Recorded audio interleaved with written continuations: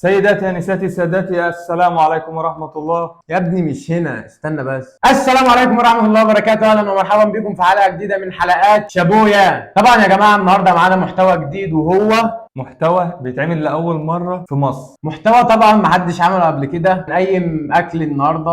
معانا ايه النهارده بقى؟ هنقيم حلويات عامله قلق الفتره الاخيره، مش بس باسمها، برضه بطعمها وطريقه تقديمها بتختلف. هي ايه بقى؟ القشطوطه. طبعا كذا محل بدا يعمل القشطوطه ديت، فاحنا جينا النهارده عشان نقيم القشطوطه الاصليه والقشطوطه اللي مش اصليه، ونشوف مين هنقول له شابويا. شابويا هي فكره برنامج النهارده. هنجيب القشطوطه من المكان اللي هو بيقول منبع القشطوطه او اللي اخترع القشطوطه، وهو بلبن. بلبن. طبعا كلنا عارفين بلبن وفروعه بقى. فروع كتير ما شاء الله، في السعوديه دلوقتي في 5 فروع ومش عارف. نتكلم في فيصل، نتكلم في اماكن كتير. طبعا بقى اكتشفنا ان في ايه، في محل دلوقتي عنده بقى قال لك انا لازم افكر فكره جديده واسم جديد. هو المحل ده كرييتيف الصراحه يعني. قال لك ايه بقى، انا هسمي المحل بتاعي اسمه ايه، باللبن.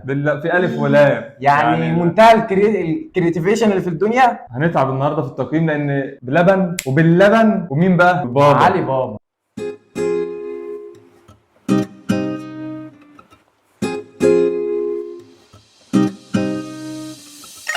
بينا نخش على طول. عشان تقييم النهارده يكون تقييم موضوعي وحقيقي، احنا جبنا المكان الاصلي اللي اخترع القشطوطه اللي هو بلبن، اللي طبعا كلنا عارفين فروعه منتشر في مصر كلها، واماكن محليه الناس رشحتها لنا، قالت ان هم بيعملوا القشطوطه احسن من بلبن. طبعا يا جماعه النهارده معانا الاسم الكرييتيف قوي باللبن، المعامله الجميله بتاعتهم، وبلبن الاصلي، وعلي بابا اشهر حلواني عندنا في اشهر حلواني في المنوفيه. رساله الى علي بابا، بنعمل لكم اعلانات اهو. يلا بينا، هنبدا بمين بقى؟ هنبدا بمين؟ انت عايز تبدا بالحلو ولا بالوحش؟ لا انا عايز نعمل الحركه اللي هي الفود ريفيورز اللي هم مش موجودين في مصر، اللي في بره بيعملوها. بيعملوا ايه؟ بيعملوا كده، ننزل الاكل على وخليها مفاجاه بقى. يلا ونشوف مين اللي هينزل معانا. يلا ماشي يلا. بص، اول حاجه بقى ايه؟ الباكج بقى. اول حاجه هنقيم الباكج، نشوف الاسم من بره. طبعا يا جماعه لوجو لطيف جدا يعني. لا احنا بقى كده احنا دخلنا في الميديا بقى. احنا عايزين اهم حاجه ده محتوى ثالث بقى. ده محتوى يعني ايه؟ نشوف. بص اول حاجه معلقتين. اعتقد يعني ان احنا اتنين. ايوه يعني قال حاجه تحسب لي باللبن الاصلي. هم عرفوا ازاي الاثنين اصلا. هم عندهم احساس بقى طبعا يا جماعه مغلفين الحاجه تغليف نضيف طبعا عشان الحاجه دي قعدت النهارده حوالي بتاع من 86 ل 92 دقيقه ثلاجه. فده برضو احنا هنبقى فاهمين القصه بنوضح ازاي من ناحيه التخزين. هم دي كده محافظين على التخزين. تمام. دي يعني حاجه تحسب برضو باللبن الاصلي. بلبن. ده بلبن. بلبن الاصلي. ده بلبن الاصلي. ده بلبن الاصلي يا جماعه. تاني باللبن ده هنشوف بقى مين فيهم الاصلي. تمام. ادي معلقه برضو. طبعا هنقيم العلبه لا سيبك من العلبه. تمام. المعلقه دي حكايه ما تتكسرش والله بجد. والله اهي ما تتكسرش. معلقه ايه ده انا هاخدها لامي دي تحط سكر وشاي. والعلبه دي برضه هاخدها امي تعمل فيها شرب في البيت. برطمان الشاي اللي بيبقى في البيت ده. ايوه. طب ده هنفكه ازاي ده؟ ده بقى بص بتعمل كده من تحت. طبعا التغليف ممتاز جدا عشان اتيكيت فك ايوه عشان في ناس بيسافر لها الحاجات دي للصعيد، والحاجات دي قالوا لنا كده في المحل. قال لك في بتوع الصعيد بيطلبوا. تمام. هو بلبن مش قادر يفتح في الصعيد، فهو بيبعت من هنا للصعيد. تمام. طب ما يفتحوا بره. لا ما هو بقى بيقول لك لا ويا جماعه برضو لاحظت حاجه، ان هم كاتبين الوزن وتحفظ من درجه حراره لكذا. شغل عالي بصراحه من بلبن، والانتاج بتاعهم جميل يعني. لا بجد والله دي حاجه تحسب. اول شابوه لبلبن. اول فعلا شابوه لبلبن. شابوه بلبن. ده محسن. من محسن ده. سكر ومحسن. محسن كيك. انا قلت في محسن هنا. طبعا يا جماعه على عكس الكلام اللي احنا قلناه كله، المنظر من هنا الصراحه انا شايفه ان هي مقرفه جدا يعني. الصراحه انا كنت اتعشمت، عارف اللي هو انت مثلا احسن مثال ممكن اقوله، وانا رايح الكليه بتاعتي بخش من الجامعه بلاقي ايه، بشوف بقى بنات كليه تجاره واداب، وفجاه مره واحده اتصدم ببنات ايه بقى، هندسه. احنا كده هو نفس الاحساس كده بنخسر فئه كبيره من مش مشكله، بس انا ما بحبش اجامل حد الصراحه يعني عموما. يعني احنا مهندسين والاعداد مهندس والمخرج مهندس. ايه يا عم كلنا مهندسين. احنا برضو زي ما بنقول كلمه حق. هو برضو شدك بالتغليف كلام بس واسمع اللي انا بقوله. انت شامم في ريحه كده ايه صح؟ عارف لما تكون عامل مثلا ايه شق بسكوت في اللبن صح؟ هي دي يا ابني، هي دي القشطوطه بقى. احنا مع الناس، احنا فود ريفيورز افتكر. ماشي. اطلع من جو الكوره اللي احنا فيه، احنا فود ريفيورز دلوقتي. انت لو خدت اللقطه دي والله ما حدش شاريها تاني. اول حاجه بقى احنا ايه اتكلمنا عن الباكج. تاني حاجه معانا نتكلم عن ايه؟ السعر السعر. دي ب 50 جنيه. 50 جنيه. هل ال 50 جنيه دي قيمه مقابل سعر، ولا ال 50 جنيه دي عشان احط نفسي في الايه في الكلاس ايه؟ توب ليفل يعني؟ اه لا انا شايف عكس كده طبعا، ان هم بيحطوا نفسهم في التوب ليفل، الجوده مش كويسه خالص. احنا اللي لسه أنا ما شايفهم دقناش هنا. برضه، يمكن انا طعم. بنتكلم عن الشكل طبعا يعني. هو الشكل انا لو كده مش هدفع فيها 6 جنيه. ايوه فعلا، انا لو شفتها انا اصلا نفسي اتسدد لما شفتها الصراحه يعني. بس احنا برضه ايه فود ريفيورز، فلازم أيوة، نواجه لازم الصعاب ندوق لو. طب مثلا وندوق. ممكن عندي فكره، هو نجيب رباط ونغمض عينيا ليه؟ وندوق. احنا شفناها خلاص بقى. ماشي يلا بينا ندوق بقى ونشوف الموضوع بيقول يلا يا إيه. باشا اتفضل. يلا. لا انا بقول انت تتفضل والله الاول. ما ينفع. لا انا الصراحه مش متفائل يعني انا الصراحه. اتفضل انا طيب. بص انا اقول لك على حاجه بامانه، انا اكلت من فرع مدينه نصر كانت تحفه، وده فرع فيصل. فرع فيصل كلت منه مره بس ما كانش كده، يعني الشكل ده غريب بصراحه. اللوتس فيه محروق كده زي ما يكون فيه كراميل محروق. ايوه فاهمني؟ فعلا. عارف لما يكون مثلا هم عاملين اللوتس ده في حله مثلا وجايب لك الشويه اللي في الاخر هي كده يعني، فعلا. بس انا بحب الشويه اللي في الاخر دول، فلذلك انا أيوة هتطوع فعلا. وهبدا وهدوق. ماشي. ده ماشي. ده البسكوتة اللوتساية سايحة على البسكوته نفسها سايحة. ماشي اتبلت ماشي. اللبن. طب وايه بقى تخزين في درجة؟ ده احنا حاطينها في ايوه وعاملين بسم باكج من بره بسم الله. متفائل طبعا يا جماعه. انا طبعا ما دقتش القشطوطه دي قبل كده، لان انا ضحيت باكتر حاجه بحبها في حياتي وهي قضيت النهارده عشان اعمل الريفيو دوت. ويلا بينا نشوف. هتندم ان انت ضحيت بالدايت. بجد ما جربش. طبعا عندنا مخرج بره كلب حلويات والله، واقف هيموت على الحته اللي احنا بناخدها. ابدا برايك ولا ابدا برايي؟ انا رايي بالنسبه لي عاديه. انا رايي بقى، عارف بقى اخد واحده كمان بس عشان يوم العيد الصغير كده اما تعمل كوبايه شاي بلبن وتجيب البسكوت وتسقسقه تعمله عجينه كده. كلنا واحنا صغيرين عملنا الموضوع ده وبتاكل منه. هو ده نفس الاحساس بالظبط. يعني انا كنت ممكن اجيب كوبايه شاي بلبن وبسكوت من اللي امي عاملاه واسقيهم في بعض. طعم. هو نفس الطعم بالظبط. انا رايي كده. شفت السريلاك؟ صح السريلاك. ايوه والله انا برضه عمال بيفكرني بحاجات وانا صغير. كده بلبن يعني سعر بدون بصراحه ما يغفرلوش غير بس خدمه العملاء، قمه الاحترام. ايوه الناس في قمه الاحترام الصراحه. يعني السعر بالنسبه للمعتاد في السوق ان هو رز بلبن واشطو يعني وتريليتشي وعليها لوتس. يعني لو شفنا مثلا هنا اللوتس يعني مش بسكوت اللي هو لا انا في حاجه اصلا كمان مش عجباني، يعني حاسس ان في زيت هنا. انا مش فاهم ده ايه الصراحه يعني. هو يعني الرز بلبن مخدوم زياده اوفر. لا انا الصراحه المره دي هي اوت يعني، بس بامانه الخامات كويسه، فليه بقى احنا مكلفين وعاملين خامات كويسه. وحاجه برضو بالنسبه للسعر انا شايف ان مش الكميه رخيصة يعني، الحجم صغير جدا. يعني هو مثلا زي ما انتم شايفين كده هو مربع صغير في وسط طبق كبير، والباقي بقى حواليه تحس شويه زيت ورز بلبن يعني هو بدأت الدنيا تهرب من بلبن شويه. لم نفسك شويه بلبن. يلا بينا ونروح للي بعده. والتقييم طبعا في الاخر هنقيم كل واحد كام من 10 ويلا بينا على اللي بعده. يلا بينا نروح للي باللبن. طبعا يا جماعه باللبن. الاسم الكرييتيف باللبن كتصميم كويس طبعا. تصميم كرييتيف اكتر. ايوه تحس ان هو مثلا يعني الدايره دي مش موجوده في التصميم اللي بره مثلا، ده اللي انا لاحظته. ويلا بينا نخش نشوف اللي جوه. عامل هنا داش تمام انت فاهم. الداش الثانيه مش موجوده. الثاني مش عامل داش عشان هو بلبن، فده باللبن بيوضح لك ان هو ايه منتهى الكرياتيفيتي اللي في الدنيا. والراجل بقى يعني قال لك اما نعمل شويه سسبنس فجاب لنا باكجنج اسود. يعني يا جماعه انا مش عارف هم ازاي الله. الناس كرييتيف لدرجه نفس الغطا نفس الطبق لونه اسمر. يعني طب ما ممكن في اطباق زرقاء ممكن تغير عشان تبقى ايه، تبقى اخدت خطوه حتى في الكرييتيف. والله العظيم ناقصها المعلقه. النهارده طبعا يا جماعه الاختلاف برضو ان المعلقه الثانيه زرقاء، المعلقه دي ايه بقى سمراء. انا بقى بما اني واحد فود ريفيور قد الدنيا فدي معلقه محلات الشاورما اللي هم كرم الشام اللي لازق في بلبن، فهو عدى وهو بياخد الاطباق راح محود واخد المعالق من مين؟ من كرم الشام. يعني فرع ال 20 يعني ما حاولش ياخد اي خطوه من دماغه ويفكر ويحاول يفتكر. ايوه طب والله مثال جيد لرجل الاعمال المحترم. ايوه انا عن نفسي لما اشوف حد ناجح لازم اقلده. انا ما عنديش مشكله في حاجه زي كده. لا بس معلقه والله بتاع كرم الشام او باللبن. ايوه انا بقول لك هم بيحاولوا فعلا ان هم ايه يبقوا كرييتيف فشخ الصراحه يعني. ودي اشطوطه سوري بقى انت فاهم، معلقه سوري وعلبه فعلا. انت ممكن يا باللبن. طب والله اقول لك حاجه، دي علبه الدهان. يعني لو بتجيب مشويات من الدهان هتلاقي دي علبه بس هو الدهان كاتب اسمه، فهم طبعا بقى مش هياخدوا اسم الدهان كمان. ممكن صاحب المحل كده ينسى علبة وياخده الصراحه. اسم بلبن، علبه الدهان، معلق كرم الشام. والله شابوه فاضل باللبن. بقى ايه؟ شابوه باللبن بتاع سيرسي، اقسم بالله. المحتوى اللي جوه بقى هو اللي بيفرق الصراحه يعني. خلينا طب نشوف. والله انا اغفر كل ده لو طلع طعمها انا جامد. برضو كل دوت، انا اهم حاجه اللي انا تجيب باكله. بقى من بلبن، تجيب من كنافه وبسبوسه، تجيب من بحبح، اللي انت عايزه، بس المهم الطعم. يلا بينا. بس في مشكله، ايه بقى؟ عشان تكون فود ريفيور محترم زي الناس بتوع بره اللي هم مش موجودين في مصر، تمام لازم نفصل ما بين عشان الأطعمة ما تخشش في تمام بعضها. تمام صح. صح؟ عشان نعرف ندي كل واحد حقه برضه. بالظبط. يلا بينا. انا معايا هنا. انا بصراحه مش عارف الانتاج جايب لنا ايه النهارده، انا لسه لا انا عارف، هكتشف. قال لي قال لك ايه؟ دوت اللي هو برونشكن بتاع الكحه. انا طالبه. انا طالبه عشان خاطر انا عندي زوري، فانا مش عارف انت ايه طالبين لك ايه. والله بص، ممكن ده يكون بروفيل، انت لو انت الراجل ده يا جدعان ليه اختلاط بالمحتوى الطبي كتير، فانا مش عارف الصراحه. هو ده انا طالبه، انا عارفه يعني، انا طالبه بالاسم. طب الاعداد مش قالوا لنا ايه دوت؟ هو يا عم والله بسم الله. صدرات الدجوي. بروفين والله زي البروفين فعلا. يلا بينا. طب هو كان هناك بلبن، كان صارف بلبن واحنا لخبطوا امي، اقسم بالله.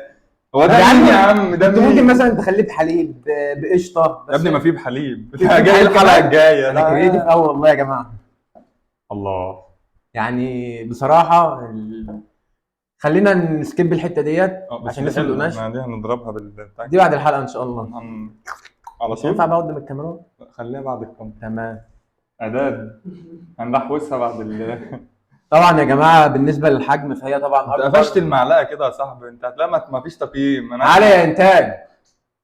ليه؟ الانتاج اشتغل يا جماعه على طول، ما استناش نخلص الحلقه. العلبه حتى بتاع طبعا. بلبن خلصت. ماشي. هات يا عم هات. هات انا. هات، ما هو ده عيب بقى بلبن. طبعا كان ماشي. المفروض يجيبوا لنا معلقتين عشان فيلم 50 جنيه برضه زي نفس زي السعر؟ بلبن. 50 جنيه والله. مش اغلى. هو مش بص، هو حالف بالله ما هيفكر. لا اله ب 50 انا ب 50. انت فاهم؟ كرياتيفيتي والمنيو عالي قوي أنا- جدا الصراحه يعني. بالنسبه بقى للحجم زي ما قلنا، لا هي دي اكبر. الحجم اكبر اكبر الصراحة كتير يعني. كمان. يعني ديت ممكن تستاهل 50 جنيه كحجم، لسه ما شفناش الطعم. بس برضه في، عشان ما نغفلش حق التاني، هو التاني فيه رز بلبن تحت. ده في قال لي رز لو بلبن. عايز رز بلبن اضيف لك، قلت له ضيف لي، قال لي والله رز بلبن خلصان، اللي هو انت عندك جبنه، قال لي قال لك احط جبنه. خدمه عملاء 2 من 10. 2 من 10. من دلوقتي مش التقييم الحاجه الوحيده اللي الآخر. انا قايمها في الاول لان خدمة المعامله عملاء. بصراحه مش هنتكلم عشان مش بنحب نجيب في سيره حد. ويلا بينا ندوق على عايز رز طول. بلبن؟ مفيش والله. طب بتقول لي انت ماشي. طب نوصف لا دوق انت نوصف الاول. طبعا في طبقه قشطه كبيره قوي على الوش، وحاجه برده ما كانتش موجوده في بلبن الاصلي، ان في لبن كده سايح تحت.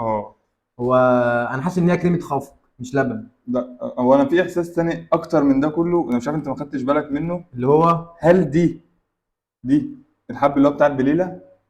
بليله. في حب بتاع بليله هنا كده ولا ده ايه؟ حاجه زي القمح ده كده. حاجه سايحه كده فاهم. والله مقطع حتت لوتس فمسكت في الكريمه، مش مشكله. وحاجه برضه قبل ما نبدا ندوق، طبعا في اللبن الاصلي كان في صوص كتير لوتس على الوش، كان في حته يعني، كان في بسكوت لوتس اصلا متقطع.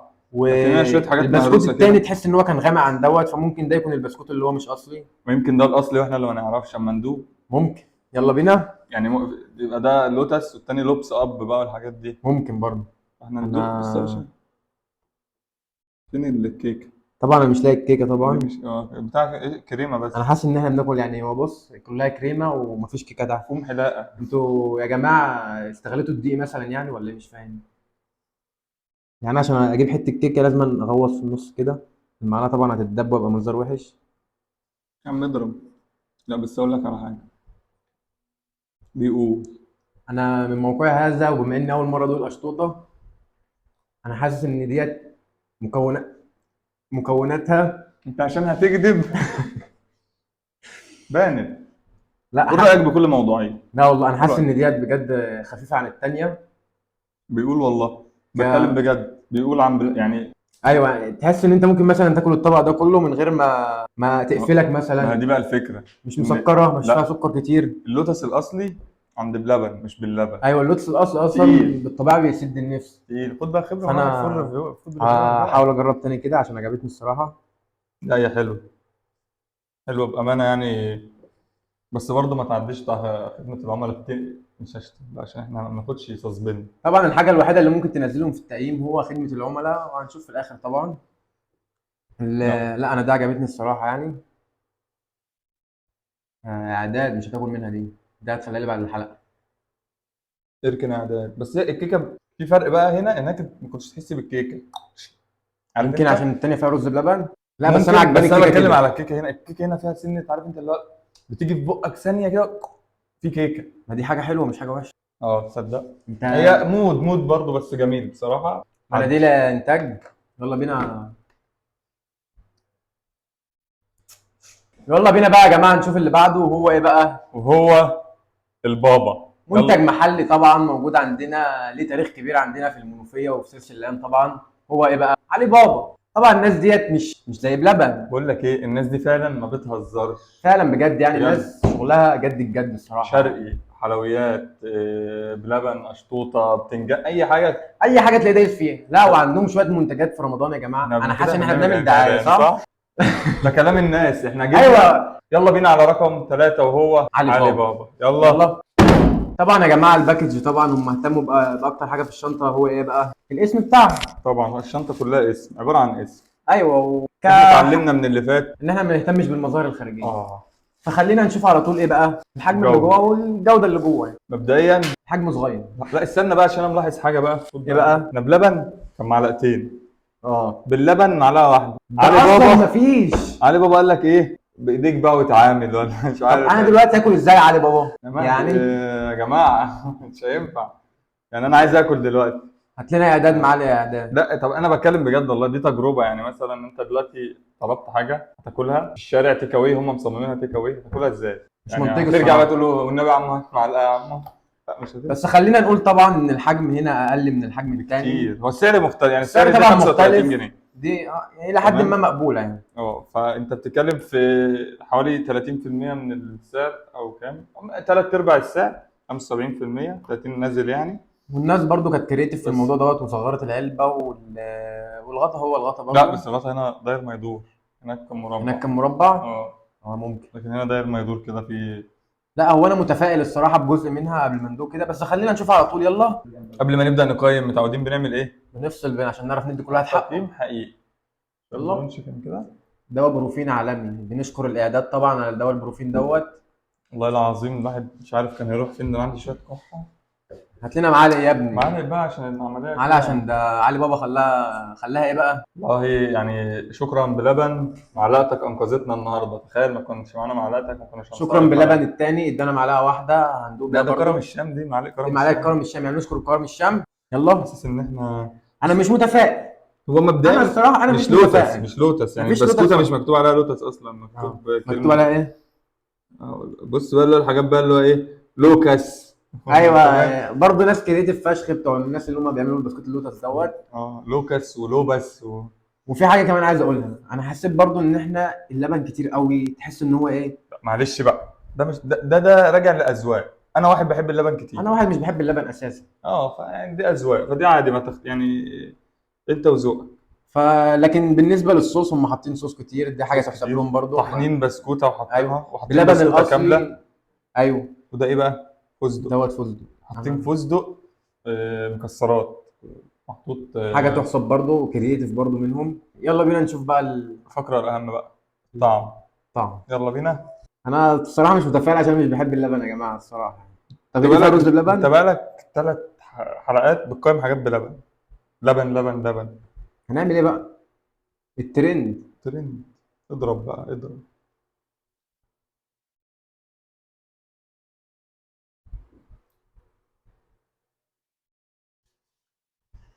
انا حاسس ان الكريمه كتير فشخ. ناخد واحده كده كمان عشان انا اتقفلت منها الصراحه يعني صدتني الصراحه. انا مش عارف رايك، انت بتحب الحاجات دسمه قوي كده ولا لا الصراحه. عايز اغير طعم بق حد تاني. دواء بروفين الاعداد جايبه لنا عشان تفصل بيه. رايك ايه يا كابتن احمد؟ اللوتس رغم ان هو مش لوتس بس كويس. بس حاجه كويسه قوي، يعني حاجه قريبه قوي من اللوتس. لا انا اللي قفلني الكريمه تقيله قوي بتاع الكريمه نفسها، يعني احنا هناك فعلا الكريمه انت مش حاسس بيها، اللي هو حاجه بتخش تفصل ما بين اللوتس والكيكه. موجوده بس مش حاسس أيوة. بوجودها، لكن دي انت في طعم بيخش ما بينهم. كريمه تحس ان هي تقيله قوي تصدق كده، يعني ممكن مثلا ديت تكفي فردين على قد ما هي صغيره كده، تكفي فردين. وبالنسبه بس لسعرها هي بس انا كويسه. بالنسبه لي دي تبقى دي رقم اتنين. رقم اتنين، لا انا هنقول يعني التايم في دي الاخر. دي عدت بعد. انا هنقول التايم في الاخر. والله انا اتلخبطت بقى. انا بص، انت تكتب لي اساميهم وتحطها عشان ايه؟ انا مش عارف مين بلبن ومين باللبن، فانا بدات اتلخبط. يلا بينا نروح لاخر فقره بقى، وهي ايه؟ فقره التقييم. هنقيم من كام؟ تقييم من 10 يلا طبعا. بينا. تقييم من ده يعني من 10 دي كل الناس بتقيم من ارقام تانية، فاحنا احنا ناس كريتيف فشخ يا ليه جماعه. العشرة دي مش محطوطة كده عبثا يعني؟ دي اتعمل لها دراسه جامده جدا يا جماعه دراسة. ال10 دي. الارقام كل درجة محطوطة قصادها حاجة. ايوه، يعني مثلا ممكن من 1 ل4 دي بنقيم على حاجه، من 4 ل6 بنقيم على ما تقولش حاجه. الناس بقى الاستراتيجية بتاعتنا، عشان دي دراسة خاصة بينا احنا. يلا بينا يا عم على التقييم على طول.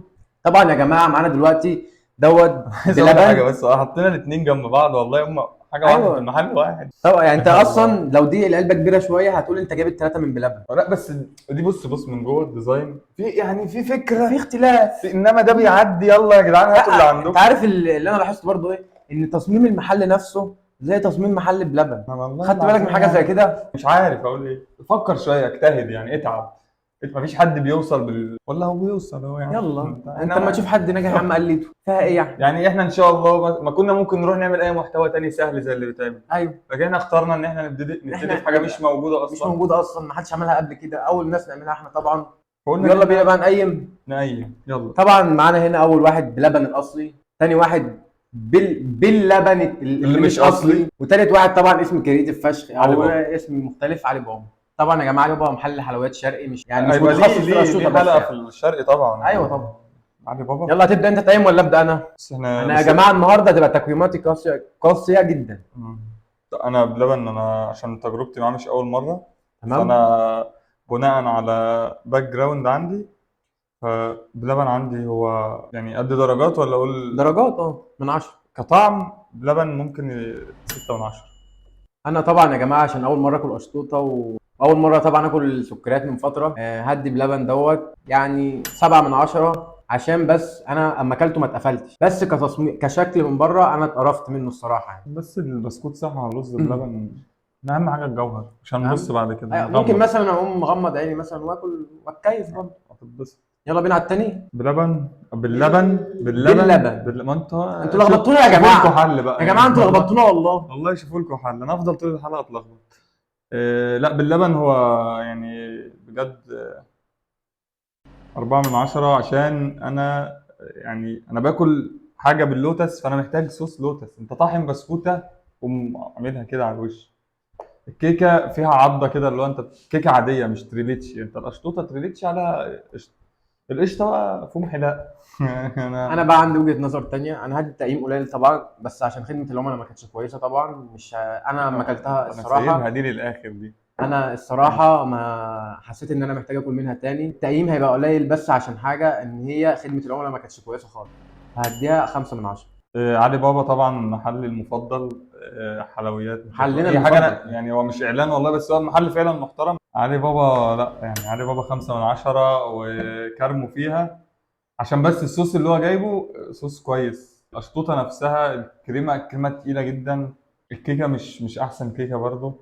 فيعني 5 من 10 كعلي بابا. انا بالنسبه لي علي بابا انا هقيمه على قبل كده مش دلوقتي، لان انا قبل كده اكلت منه حلويات وعارف. لا ما احنا قبل كده هو نبقى نعمل حلقه مخصوص للحلويات، لكن احنا بنقيم اللي جه. كتقييم للي جه. يعني انا لو هقيم بلبن هو على القشطوطه اللي كانت مش بقى حلويات، لا القشطوطه اللي انا اكلتها قبل كده 10 من 10 طبعا. بس هو دلوقتي المستوى واقع بجد. لا لو هنقيم القشطوطه نفسها يا بصراحه 3 من 10. انا اكلت منها معلقه اتقفلت الصراحه. يمكن عشان أنا مش بحب السكريات او كده، بس انا 3 من 10 دي حاجه كويسه بالنسبه لي يعني.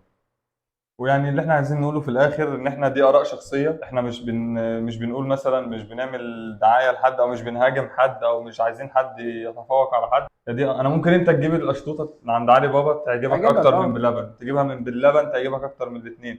دي اراء شخصيه، ودي معموله بطريقه، ودي معموله بطريقه، ودي معموله ودي بطريقه. معموله يعني فعلا. دي الحاجه الوحيده اللي هم ما كل واحد حاطط فيها تاتش بتاعه. التاتش ده بقى محليها مش محليها، ذوقك مش ذوقك، مخليك تحبها مخليك ما تحبهاش. دي فعلا دي اراء شخصيه، احنا بنتكلم عن ارائنا عايزين احنا برضو الشخصيه نقول ان وتجربتنا الدين لله والوطن للجميع. بس. واحنا مش عايزين الناس تقلدنا في المحتوى بتاعنا. أيوة. سيبونا نطلع خطوه لقدام، وشوفونا بقى، شوفوا البرنامج التاني بتاع ابراهيم حد الشابوه. شابوه يا مان، عاملين حلقات جامده، يا ريت الناس تخش تتفرج وتعمل سبسكرايب في القناه. ومحدش يجي البرنامج ده هنا تاني عشان ايوه خاطر احنا ارائنا كلها تبقى كده، مش هنرحم حد. احنا بنقيم، عايزين مستوى الاكل المنوفي والسرساوي يكون 100%، احنا مش اقل من اي حد. وفي نهايه هذه الحلقه طبعا نحب نقول اللي يستاهل اللي هنقول له شابويا هو بلبن الاصلي، اللي هو مش من المنوفيه، لا الفرع الفيصل، كجوده وتغليف وطعم وكل الكلام دوت. حاجه جايه من القاهره لحد هنا ممكن نلتمس لهم العذر في حاجه زي كده. والحاجه لا فعلا حاجه والمكونات فريش والكيكه طازه معموله النهارده. في حاجه احنا نسيناها طبعا، احنا نسينا نقيم الدواء اللي الاداء جايبه. وفي نهايه حلقتنا طبعا نحب نقول شابويا بلبن.